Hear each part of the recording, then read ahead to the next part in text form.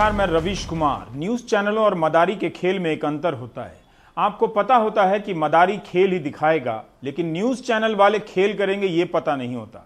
आपको लगता है कि आपको खबर दिखाई जा रही है। मुंबई पुलिस ने आज टेलीविजन रेटिंग पॉइंट टीआरपी के एक ऐसे खेल को उजागर करने का दावा किया है कि जिन घरों में टीआरपी मीटर लगी होती है उन घरों में पैसे दिए जाते थे ताकि वे खास चैनल ही देखें और वो नंबर 1 हो जाए।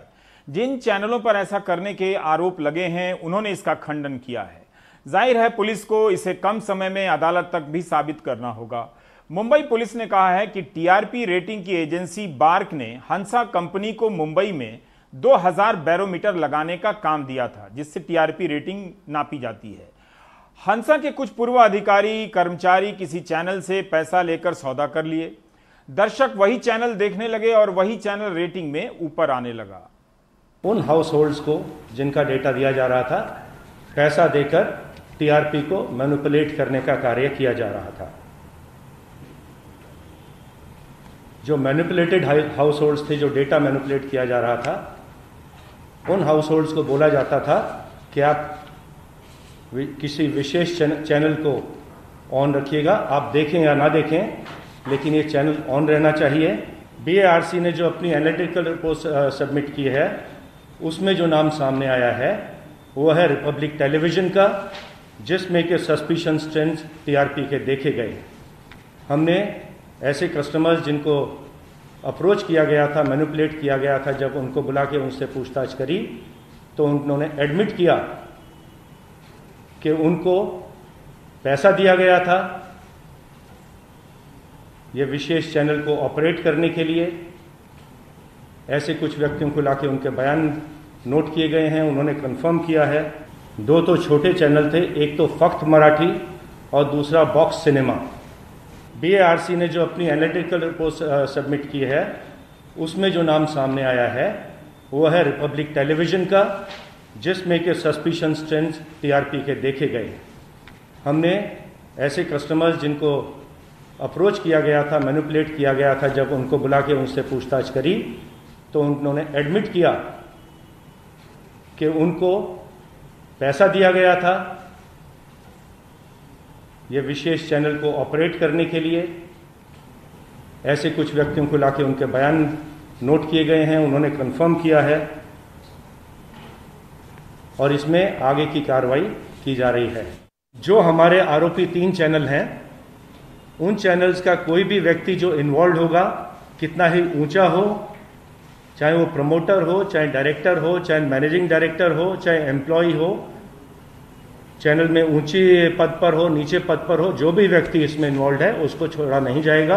अवश्य पूछताछ के लिए बुलाया जाएगा और अगर इन्वॉल्व है तो उससे आगे की कार्रवाई भी इसमें की जा सकती है।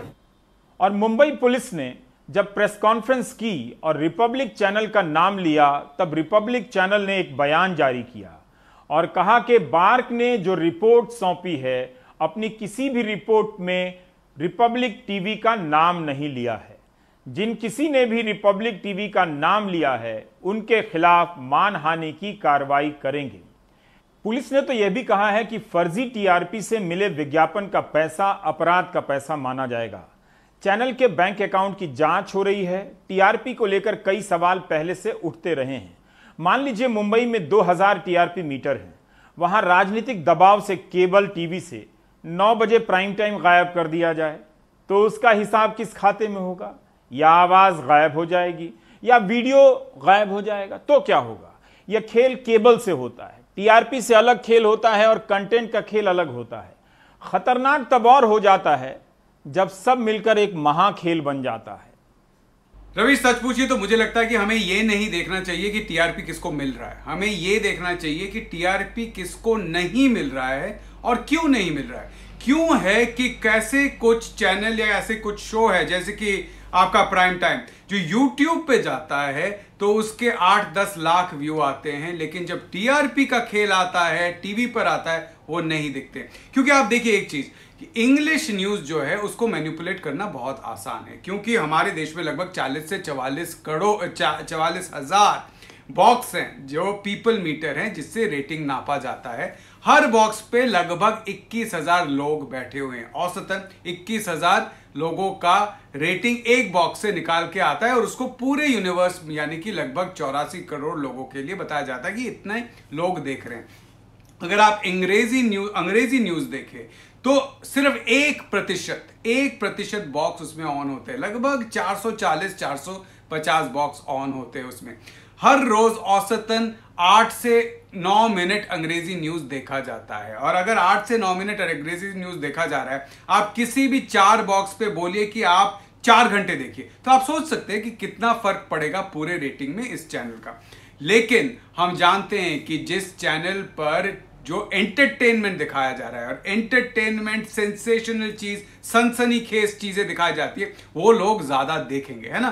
क्योंकि आप सिर्फ हिंदी एंटरटेनमेंट को ले लीजिए, हिंदी एंटरटेनमेंट लगभग 50% घरों में देखा जाता है। बार का रेटिंग अगर देखें हम, 50% बॉक्स, लगभग 20,000 बॉक्सों में जो है मीटर हैं वो ऑन होते हैं हिंदी एंटरटेनमेंट देखने के लिए।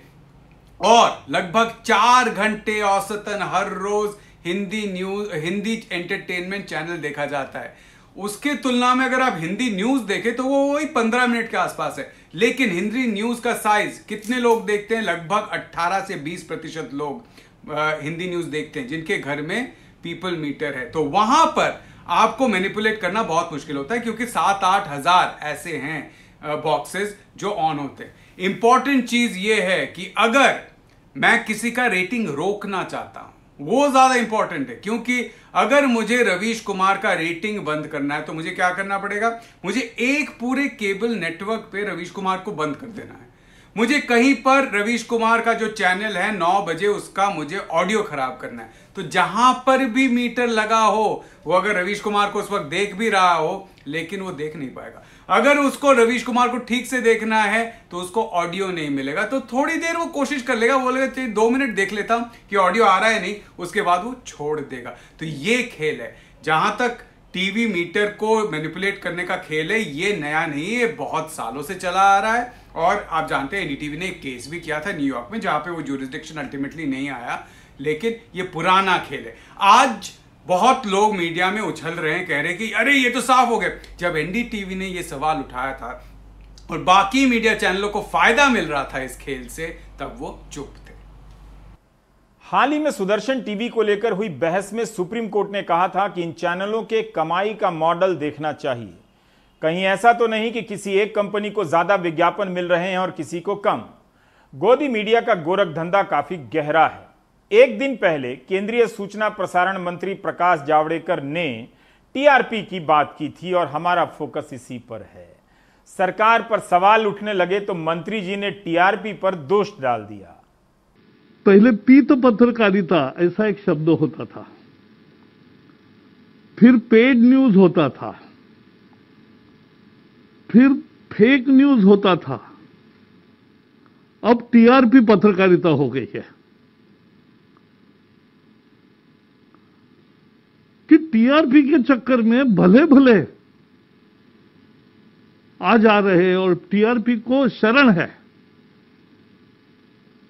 पहले तो एक टैम नाम की संस्था थी, उन्होंने देश भर में 5-10 करोड़ जब टीवी थे तब 5,000 मशीन उन्होंने लगाए थे। ये प्राइवेट संस्था थी, वो टीआरपी निकालती थी कि कौन सा कार्यक्रम, कौन सा चैनल, कौन सा ज्यादा देखा जाता है। तो मैं मंत्री बना था तो मैं उनके कार्यक्रम में गया था, तो उस समय बार्क ये टीवी चैनल वाले ही तैयार करने वाली संस्था, तो हमने स्वागत किया, कहा कि ये अच्छा है, सेल्फ रेगुलेशन आप करो। लेकिन अब उसी में से लोग आ रहे हैं और शिकायत भी कर रहे हैं। जो संस्थापक थे वही शिकायत करता हो गए। और टीआरपी के हमले से ऐसी स्थिति हो गई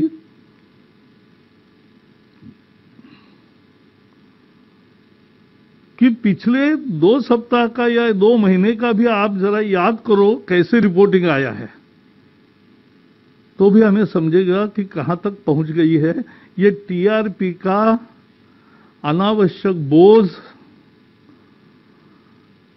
मीडिया को कभी न कभी बंद करना पड़ेगा। टीआरपी को लेकर पहले भी सवाल उठते रहे और आज भी उठते हैं, लेकिन न्यूज चैनलों की जो समस्या है वो न तो सिर्फ टीआरपी से शुरू होती है और ना खत्म। इसे कोई ठीक नहीं करना चाहता। हर बार पुराने की जगह नया मॉडल आ जाता है, मगर खेल पुराना चलता रहता है। लेकिन यहां एक बात और है, प्रकाश जावड़ेकर को 2 महीने के कवरेज का तो याद रहा, लेकिन थोड़ा सा ही पहले का याद कर लेते तो रफाल आ गया, रफाल आ गया, रफाल आ गया, राम मंदिर शिलान्यास या तबलीगी जमात का कवरेज भी सामने आ जाता। तब आप समझते कि यह सिर्फ टीआरपी के अनावश्यक बोझ का मामला नहीं है, किसी के आवश्यक दबाव का भी मामला है। फ्लैशबैक में ले चलता हूं कि तबलीग के कवरेज के शीर्षक सुशांत सिंह राजपूत मामले के शीर्षकों की तरह ही हिंसक हुआ करते थे। विदेशी पैसा हजम, मौलाना का खेल खत्म, कोरोना की रफ्तार का जमाती ड्राइवर, कोरोना वाले मौलाना पर वार नोटिस 4 बार। देश में कोरोना की कितनी जमात, कोरोना बॉम्ब, अब कोरोना के नाम पर जिहाद करेंगे। जमात के साथ रोहिंग्या भी अब कोरोना बम। क्या खून देने से जमातियों के पाप धुल जाएंगे? कोरोना से जंग में जमात का रोड़ा, मरकज की जिद बनी महामारी। कोरोना से खतरनाक वायरस मरकज, लॉकडाउन के दुश्मन हैं जमाती। प्रकाश जावड़ेकर तबलीगी जमात के कवरेज का उदाहरण ला सकते थे, जिसके बारे में कई हाईकोर्ट के फैसले में जो टिप्पणियां की गई हैं वही बता देते।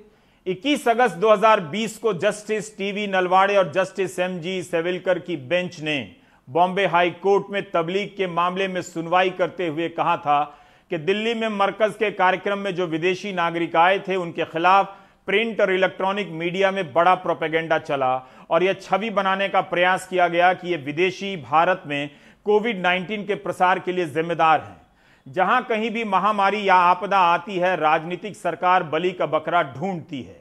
तमाम हालात इस संभावना की ओर इशारा करते हैं कि विदेशियों को बलि का बकरा बनाने के लिए चुना गया। थोड़ी सी मेहनत आप भी करेंगे और फ्लैशबैक में जाएंगे तो आप अन्य दर्शकों को भी बता सकेंगे कि कैसे न्यूज चैनलों ने भारत के खूबसूरत लोकतंत्र की हत्या कर दी है। हत्या ही नहीं की है, उसके बाद लाश ही गायब कर दी है, शायद रात अंधेरे जला दी गई है। तबलीगी का प्रकरण मार्च के आखिरी सप्ताह और अप्रैल के मध्य तक छाया रहा। आज ही यानी 8 अक्टूबर को सुप्रीम कोर्ट में तबलीगी मामले को लेकर न्यूज चैनलों के कवरेज के खिलाफ याचिका पर सुनवाई हो रही थी। याचिकाकर्ताओं का आरोप है कि तबलीगी मरकज के मामले में टीवी रिपोर्टिंग झूठी थी और सांप्रदायिक थी। क्या आप जानते हैं कि जब सुप्रीम कोर्ट ने इस मामले में केंद्र सरकार से हलफनामा दायर करने को कहा तो केंद्र सरकार ने जूनियर अधिकारी से हलफनामा दायर करवा दिया, जूनियर अधिकारी से। इस बात को लेकर चीफ जस्टिस ने केंद्र सरकार को फटकार लगाई और कहा कि आप इस अदालत के साथ उस तरह से व्यवहार नहीं कर सकते जिस तरह से आप कर रहे हैं।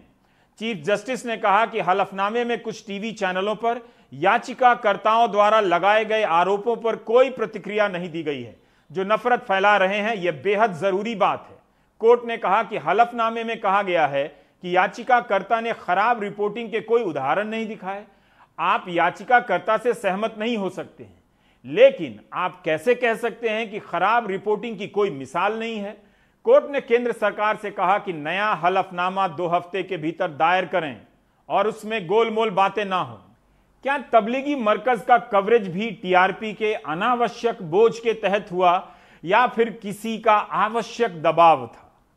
इस कवरेज से जिन्हें राजनीतिक फायदा हो रहा था वो वही भाषा क्यों बोल रहे थे जो इन चैनलों के एंकरों की भाषा थी? माहौल बनाने की भाषा और पत्रकारिता जल्दी ही तबलीगी को छोड़कर रफाल आ गया पर शिफ्ट हो गई थी। सांप सूंघ गया पाकिस्तान को, शुगर हो गया चीन को, रफाल आएगा सबकी नींद उड़ाएगा, विश्व गुरु बन गया सुपर पावर। 5 रफाल पाकिस्तान हल्कान। पिछले 2 महीने के पहले भी यही हाल था, बल्कि पिछले 6 साल से यही हो रहा है। ऐसा नहीं है कि प्रकाश जावड़ेकर साहब ने इतनी आदर्श चिंता जाहिर की है। जब स्मृति ईरानी मंत्री थी सूचना और प्रसारण विभाग में, तो उन्होंने भी यही चिंता जाहिर की थी। How many of us in the private sector are always told that today news in some medium or the other has become almost like a spectator sport?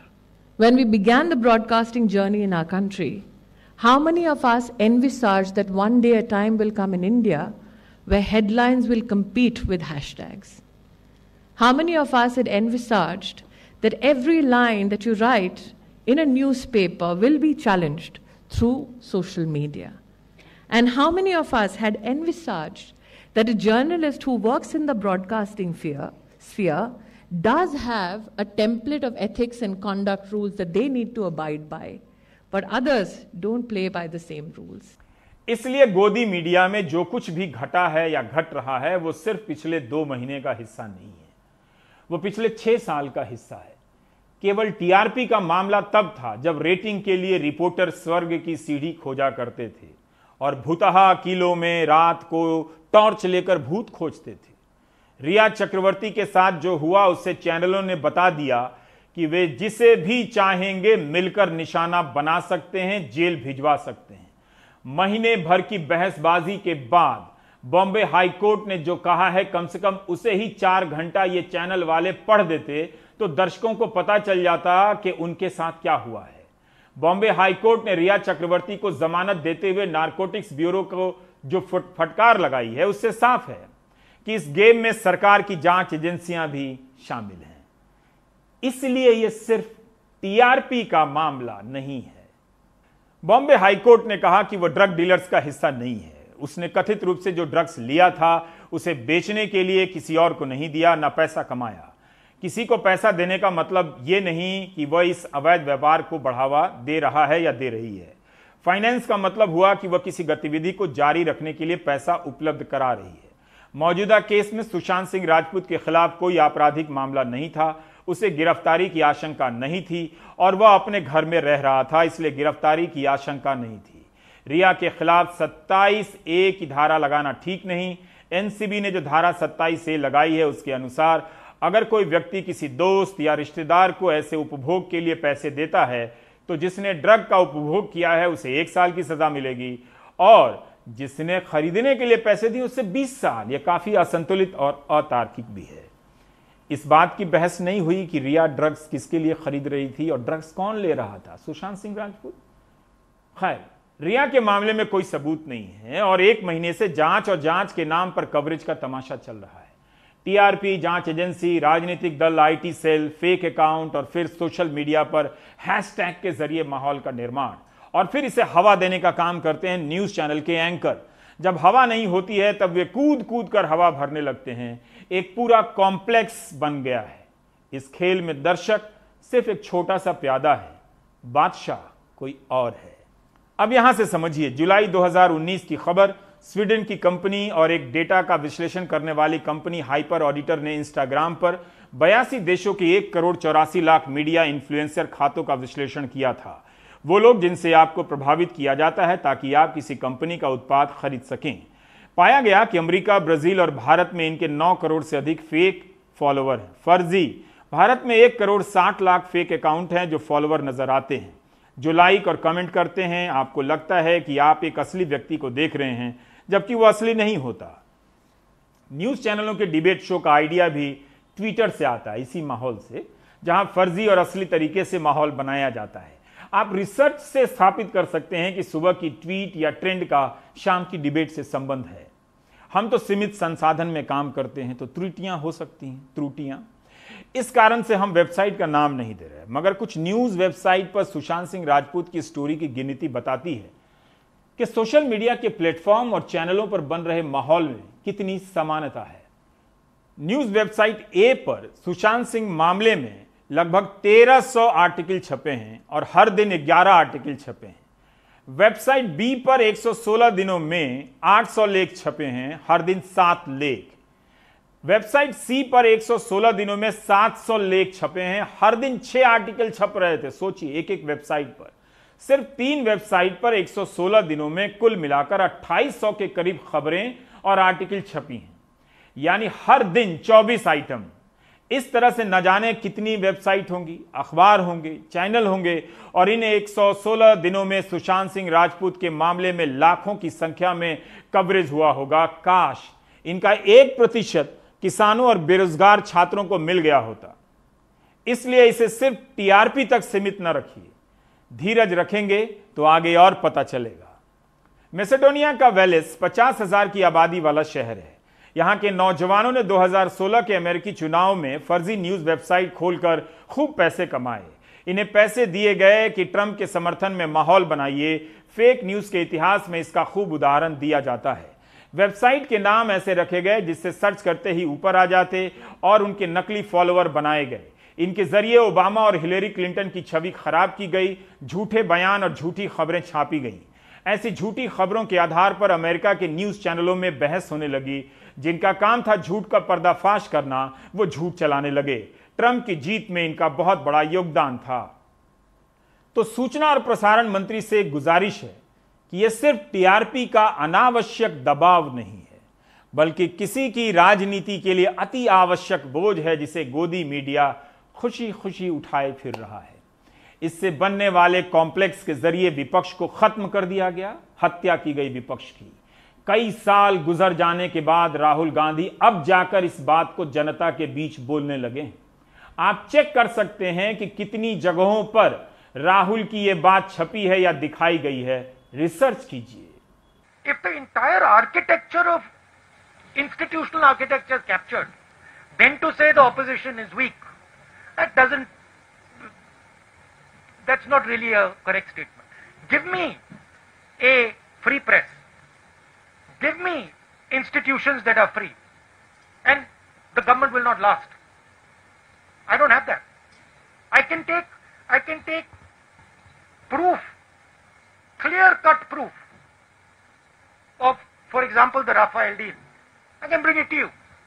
Don't show it. Right? So, at a certain level, frankly, you're also not doing your job. And it's okay for you to blame the opposition and say, well, you know, the opposition is weak. But, my friend, you're also walking into slavery. Right?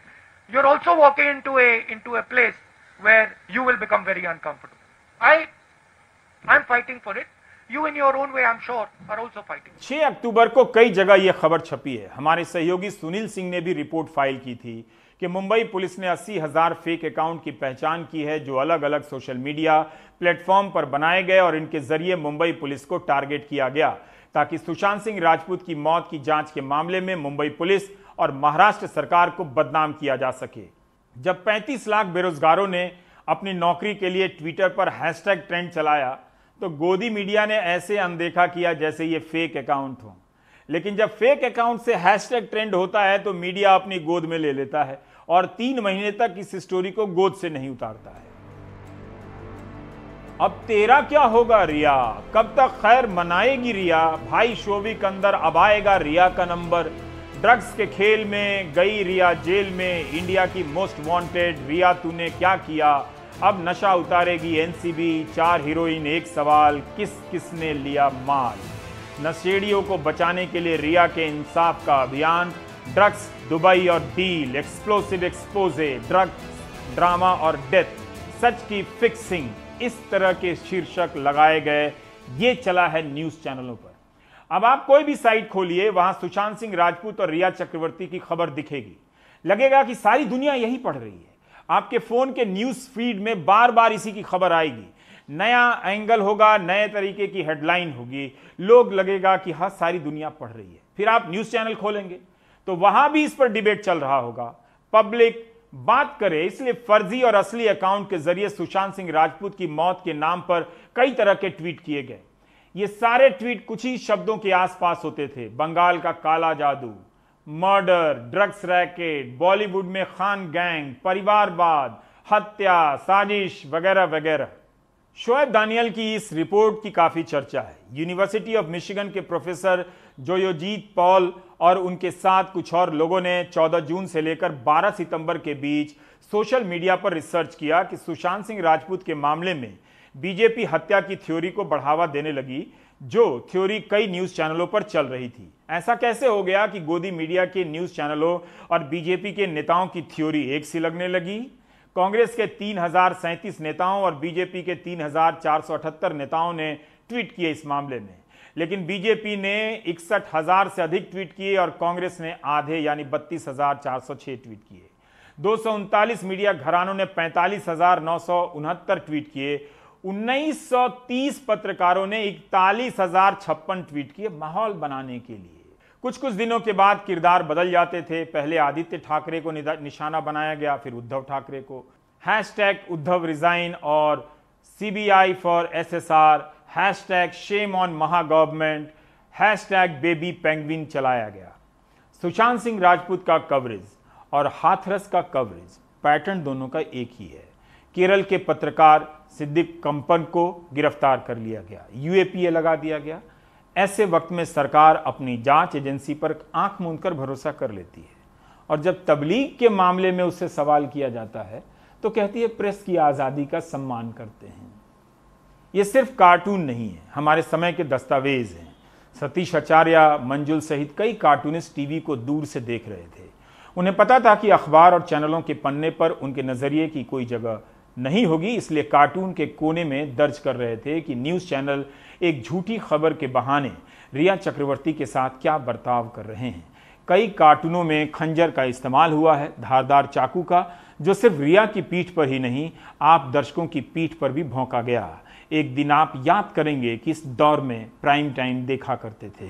उस मैं ये देख रहा हूँ कि चीज़ें जो हैं उसमें पक्ष बदल गए हैं। अब मीडिया ज़्यादातर आमतौर पे इस तरह की खबरें तब उठाता है कि उसको वो मामले को और सनसनीखेज बनाना चाहता है, या दर्शकों को काफ़ी देर तक अपने पास रोके रखना चाहता है। और कई बार इसमें यह होता है कि वो तथ्यों को इग्नोर कर देता है कि तथ्य क्या है उससे कोई मतलब नहीं है, उन्होंने पहले ही एक कंक्लूज़न ड्रॉ कर लिया है और उस कंक्लूज़न को प्रूव करने के लिए सारी खबरें चलाई जा रही हैं। इस मामले में हमने शीना वोरा मर्डर केस देखा, पर हाल फिलहाल में जो हमने देखा है वो सुशांत सिंह राजपूत की मृत्यु का जो मामला हुआ, उसमें जिस तरह से मीडिया ने और ख़ासतौर से एक ख़ास किस्म के चैनलों ने जिस तरह से उसकी कवरेज की है, वो किसी भी व्यक्ति को उद्वेलित करने के लिए काफ़ी थी। तो एज ए कार्टूनिस्ट चूँकि हम जब ये देखते हैं, हम ड्रॉ करते हैं कि कहाँ पर समाज में विसंगति है, हमने कभी सोचा नहीं था कि हम इतनी ज़्यादा विसंगति अपने ही साथ काम करने वाले लोगों में पाएंगे, कि जिसको ये कहा जा रहा था कि मीडिया जो है वो या जर्नलिज्म जो है वो उन लोगों की आवाज़ है जिनके पास खुद की आवाज़ नहीं है। पर यहाँ हम देख रहे हैं कि ये मीडिया के थ्रू बाकायदा एक जेन्युइन आवाज़ को दबाने का काम किया जा रहा है ख़ासतौर। तो ये वो चीज़ें थी जिनकी वजह से इस पीरियड में जो कार्टून हमने बनाए वो हमने। रिया चक्रवर्ती के मामले में हमारे सहयोगी सुनील सिंह लगातार रिपोर्ट कर रहे थे, लंबे समय से क्राइम की रिपोर्टिंग करते हैं। आप इनकी पुरानी किसी भी रिपोर्ट की भाषा देख सकते हैं। हमने सुनील सिंह से गुजारिश की कि क्या आप वीडियो ब्लॉग बनाकर भेज सकते हैं कि आप उस दौरान अपनी भाषा के साथ, अपने कौशल के साथ किस तरह से देख रहे थे, हाशिए पर जाते हुए देख रहे थे, या आप जहां थे वहीं थे और पत्रकारिता गटर में जा रही थी। मैं 20 साल से इलेक्ट्रॉनिक मीडिया में हूं। इस दौरान बहुत से बदलाव आए मीडिया कवरेज में, लेकिन इस बार खास करके 14 जून के बाद जो बदलाव दिखा वो बहुत ही भयानक है। रिया चक्रवर्ती के पीछे जिस तरह से मीडिया लगी वो हैरान करने वाला था। जहां भी वो जाए उनके दरवाजे घर के पास तो मीडिया जमा ही रहने लगी। जहां भी वो जाए पूछताछ के लिए, चाहे मुंबई पुलिस, CBI या फिर NCB के पास पूरा पीछा करना। पहले भी हमने देखा है कई कुछ आरोपी या सेलिब्रिटी का पीछा करते हुए, लेकिन इस तरह का पीछा पहले कभी नहीं देखा था कि एकदम साथ साथ लगे रहना, अंत तक साथ में रहना, हर ट्रैफिक के सिग्नल पर रुकना, विंडो खटखटाना, सीट से शीशा खटखटाना और उनसे सवाल पूछने की कोशिश करना। बिल्कुल दुर्घटना का खतरा बना रहता था, लेकिन मीडिया लगातार पीछा कर रहे थे और उसमें मीडिया में भी होड़ लगी हुई थी। अजीब तरह की होड़ बिल्कुल इस तरह देखने को मिली जो पहले कभी देखने को नहीं मिल रही थी। इतना ही नहीं तो DRDO गेस्ट हाउस के पास कवरेज का तरीका भी मैंने देखा कि इस बार काफ़ी कुछ बदल गया था और उसमें मीडिया कवरेज में मदारी का तमाशा जैसा बना दिया गया था, खास करके पूछ भारत के एक रिपोर्टर ने अजीब तरह उछल कूद करके रिपोर्टिंग करना, कभी किसी और गाड़ी पे चढ़ जाना, कहीं ऑटो में बैठ जाना, गोल गोल घूमना, मतलब सूचना कम, जानकारी कम, गंभीरता कम, पूरा मनोरंजन बनाकर रख दिया था। मुझे एक वाकया याद है कि उसी DRDO गेस्ट हाउस पे जब गाड़ी अंदर जा रही थी, अंदर शीशा बंद था, अंदर एक शख्स बैठा था, उसका शूट कर रहे थे सभी कैमरे, तभी ये पूछ भारत के उस रिपोर्टर ने कहा कि सिद्धार्थ, हैप्पी डेंट खाने से कुछ नहीं होगा, तुम्हें जवाब देना होगा। अब बताइए, जो मास्क पहना हुआ है जो शख्स, वो अंदर हैप्पी डेंट खा रहा है, कैसे कोई पहचान सकता है? लेकिन गजब की पारखी नज़र उस शख्स की थी। इतना ही नहीं तो और भी इस तरह के कई वाक़े हैं जिन्हें मैं फिर कभी विस्तार से बताऊंगा, लेकिन ये जरूर कहूँगा कि TRP के होड़ में फर्जी गेस्ट, फर्जी जो है दोस्त गढ़े गए सुशांत के, फर्जी एक्सपर्ट लाए गए, फर्जी गवाह तक बनाए गए। यानी खुदकुशी को मौत बताने के लिए मीडिया ने हर वो कंडे अपनाए जिसे अपनाने में कभी कभी कोई राजनेता भी शर्मसार हो जाए। प्रकाश जावड़ेकर ने कहा कि TRP अनावश्यक बोझ ना बने, लेकिन मेरा सवाल है कि क्या मीडिया किसी आवश्यक दबाव में है? 2016 के एक प्राइम टाइम के फ्लैशबैक में ले जाना चाहता हूं। सुशांत सिंह राजपूत हो या हाथरस या तबलीग का कवरेज हो, आप चैनल बदलते जाएंगे, दिखेगा एक ही तरह का कंटेंट। ज़्यादातर चैनल अलग होते हुए भी एक कंटेंट को दिखाते हैं, जैसे देश में 100 नेताओं के होते हुए एक ही नेता को दिखाते हैं। टीवी के सामने बैठे इसी दर्शक के बारे में कहा गया कि यह शक्तिशाली है, अपने रिमोट से तय करता है कि कौन सा चैनल देखेगा और क्या देखेगा। इसलिए चैनलों की दुनिया में होड़ मची अलग अलग खबरों को लाने की। धीरे धीरे होड़ बंद हो गई, कभी तालिबान तो कभी 2012 में दुनिया खत्म होने के कार्यक्रम आने लगे। एक रिपोर्टर तो स्वर्ग की सीढ़ी तक पहुंचा। सारे चैनल धीरे धीरे एक से होने लगे, सारे दर्शकों को धीरे धीरे एक सा बनाया जाने लगा। चैनल बदलना ना बदलना एक ही बात, चारों तरफ वही मुद्दे, वही दलीलें। एक बार एजेंडा तय हो गया, उसे प्रोपेगेंडा में बदलने के लिए चैनल चल पड़ते हैं। क्या यह सिर्फ संयोग होगा कि कई चैनल 2-4 मुद्दों के आसपास ही दिन रात बहस करते रहते हैं? टीवी एक ईंट बनता जा रहा है, ईंट के ऊपर ईंट, टीवी के ऊपर टीवी, चैनलों के ऊपर चैनल। दर्शक के आसपास एक कुआं बन गया है, कुएं की दीवार ऊंची होती चली गई है, वो धारणा के इस अंधेरे कुएं में बंद होने लगा है। कुआं अब सुरंग हो गया है। आपकी सोच उस स्क्रीन का विस्तार बन जाती है जो आप देख रहे होते हैं। वैसा ही आप सोचने लगते हैं, वैसा ही आप कहने लगते हैं। यहाँ बैठे बैठे दर्शक को अब 2-4 बातें ही मालूम हैं, या वही मालूम है जिसे बताए जाने का फैसला हुआ है। इस कुएं में बंद दर्शक के दर्शक होने का अस्तित्व मिट गया है। आप दर्शक नहीं रह गए हैं। मौत का कुआं आपने देखा होगा मेले में। ये जो आप देख रहे हैं लोकतंत्र में जनमत की मौत का कुआं है। क्या आप टेलीग्राफ अखबार का फ्रंट पेज देखना चाहेंगे जो आज छपा है? रिया चक्रवर्ती के फैसले के बाद टेलीग्राफ ने एक लकड़बग्घे की तस्वीर छापी है। अब लेते हैं यहां ब्रेक।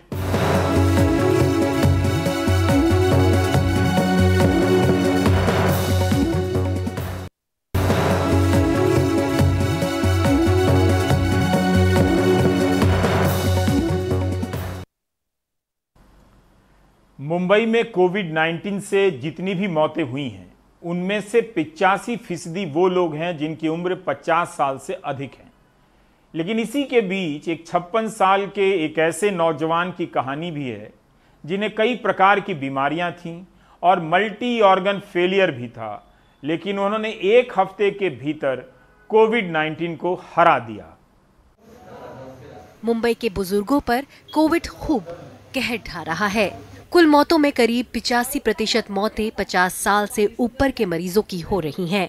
मुंबई में अब तक कोविड से 9,199 मौतें हुई हैं, जिनमें 7,793 यानी करीब 85% मौतें 50 साल से ऊपर के मरीजों की हुई हैं। वैसे कोविड के कुल मामलों में 50 से ऊपर के संक्रमित मरीजों की संख्या करीब 42% है। बीएमसी 50 साल से ज्यादा के हर कोविड मरीज को अस्पताल भेजने की कोशिश में है, लक्षण तकलीफें हों या नहीं। उसमें से एक प्रयास हमने ये भी किया है कि 50 साल और अन्य बीमारियों वाले व्यक्तियों को भले ही उनको होम आइसोलेशन की सुविधा प्राप्त हो, लेकिन उनको भी चाहे तो निजी अस्पतालों में, चाहे सरकारी अस्पतालों में, महानगर पालिका के अस्पतालों में अपने आप को दाखिल कराना उनके लिए अच्छा रहेगा। ऐसा हमने एक सर्कुलर जारी किया है। बुजुर्गों के लिए इस मुश्किल घड़ी में थोड़ी सुकून की खबर मुंबई के ग्लोबल अस्पताल से आई। अपने बेटे के साथ बैठे ये हैं 56 साल के महादेव हरि पटेल। कोविड के कारण मल्टी ऑर्गन फेलियर निमोनिया से सामना हुआ। 2 साल पहले हार्ट ट्रांसप्लांट भी करवा चुके हैं। हालत गंभीर थी, लेकिन 1 हफ्ते में कोविड नेगेटिव होने के साथ ही इनका रिकवर होना डॉक्टर चमत्कार मानते हैं और मरीज कहते हैं इन्हें नई जिंदगी मिली। अब मैं घर जा रहा हूँ खुशी से और एकदम खुशी होगी और तबीयत एकदम मस्त होगी और वहाँ जाके बच्चे लोग से मिलके बात करेंगे और एकदम खुश है और मुझे तीसरी जिंदगी मिल गई समझो। डैडी की हालत 2018 में भी खराब थी। उस टाइम पे हम लोग ने हार्ट ट्रांसप्लांट कराया था। उस टाइम पे उसके बाद सब ऑल ओके वेरी वेल अच्छा चल रहा था। थोड़ा बीच बीच में थोड़ा कुछ प्रॉब्लम होता, लेकिन दवाई से एकदम कंडीशन ठीक रहती थी। लेकिन यहाँ पे कोविड के टाइम इस समय उनको तकलीफ थोड़ा ज़्यादा हो गया था, तो हम लोग सीरियस कंडीशन में उनको वेंटिलेटर पे ग्लोबल हॉस्पिटल में लेके आए थे। तो डॉक्टर ने थोड़ा सर्विस फास्ट देके, अच्छा सर्विस देके उनको वेरी वेल करके एकदम बेस्ट अच्छा भी कर दिया है। जब भी ये ग्लोबल हॉस्पिटल आए हमने इन पे काफ़ी सारे टेस्ट किए, तो हमें पता चला कि इनको स्ट्रोक हो चुका था और किडनी फेल हो चुका था, हार्ट कमज़ोर था, फेफड़े में पानी काफ़ी सारा पानी जम गया था, फेफड़े में कोविड निमोनिया की मात्रा काफ़ी थी और बैक्टीरियल इन्फेक्शन भी था। अभी हमारे सामने ये चैलेंज था कि इनको मल्टी ऑर्गन फेलियर हो चुका था और इनका हार्ट ट्रांसप्लांट भी हो चुका था। Cardiology team, neurology team, kidney की टीम और इंटेंसिव केयर टीम, सारे टीम ने मिल के मल्टीडिसिप्लिनरी अप्रोच करके इन्हें ट्रीटमेंट दी। करीब 5 दिन के बाद ये वेंटिलेटर से बाहर आए और इनकी सक्सेसफुली ट्रीटमेंट हो गई। कोविड के इलाज के लिए मरीजों की इम्यूनिटी बढ़ाई जाती है, लेकिन ऑर्गन ट्रांसप्लांट वाले मरीजों के इलाज के लिए इम्यूनिटी घटानी पड़ती है। 17 सितंबर को भर्ती हुए महादेव पटेल हफ्ते भर बाद डिस्चार्ज तो हुए, लेकिन सांस की दिक्कत के बाद फिलहाल स्थिर हालत में ऑक्सीजन बेड पर रिकवर कर रहे हैं। इनकी case study doctor medical journal में छापने वाले हैं। डॉक्टर मानते हैं कि ऐसे मरीजों के भी कोविड होने पर अगर वक्त पर इलाज हो तो कमजोर से कमजोर मरीज की जिंदगी बच सकती है। मुंबई से पूजा भारद्वाज, एनडीटीवी इंडिया।